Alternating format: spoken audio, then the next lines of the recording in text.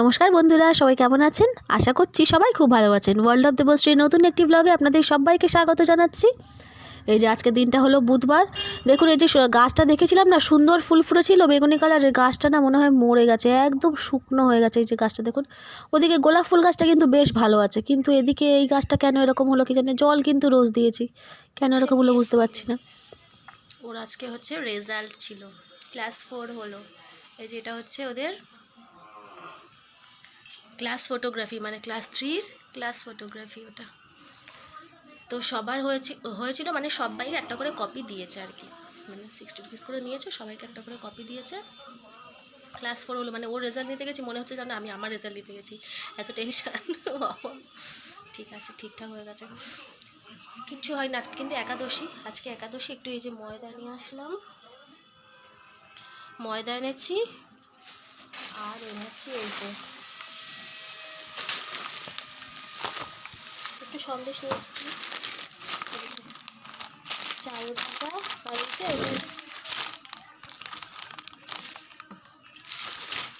দেখা যাচ্ছে না, এই যে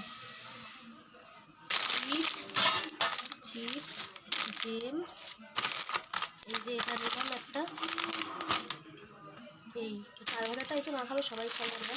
একটু বাদাম নিয়েছি আজকে, তো এই বাদামই খাবো। এই যে এই বাদামটা না বেশ ভালো, কিন্তু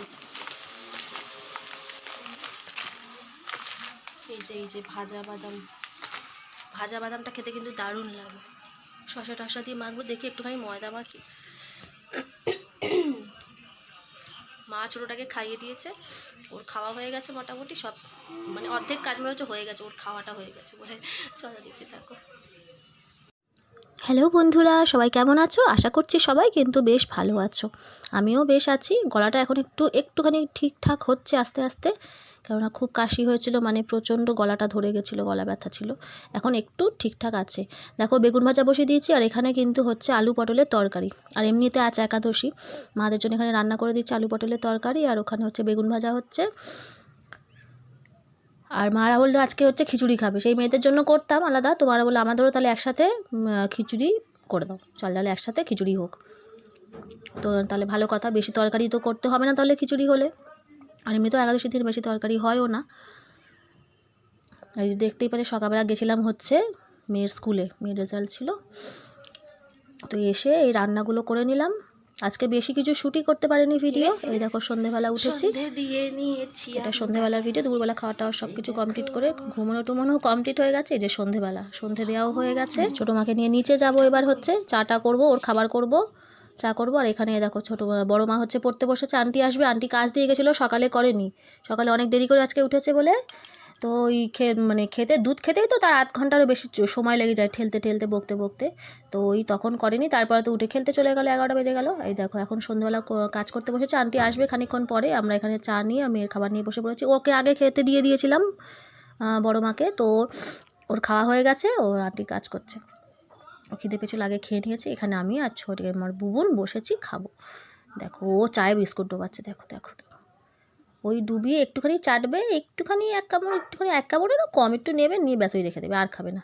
আর দেখো রাত্রিবেলা হচ্ছে এখানে দুধটা জাল দিচ্ছি, দুধটা হচ্ছে আজকে দই পাতবো, একটু দই পাতবো আজকে। দুধটা এনেছে 2 দিন হয়ে গেল, সময় পাচ্ছি না যে আমি এটা করব, মানে যখন বসাতে যাব তখন হয়তো অন্য কোনো কাজ চলে আসছে। এই দেখো বাতাসা দিয়েছি, এতে বাতাসা দিয়ে দইটা পাতবো আর কি। এই গরমকালে এখন এই দই পাততে হবে, প্রায় রোজই পাতা হয়। আমাদের খাবার আজকে একাদশী, এই যে আমাদের রাতের খাবার, শসা, আলু সিদ্ধ, কাঁচা বাদাম, ভাজা বাদাম সবই আছে, টমেটো, কাঁচা লঙ্কা আর পাতিলেবু মাখা হয়েছে। মেখে এই যে একজন খাচ্ছেন, পাতিলেবু বলতে না, পাতিলেবু খেতে না, চাপ বড়।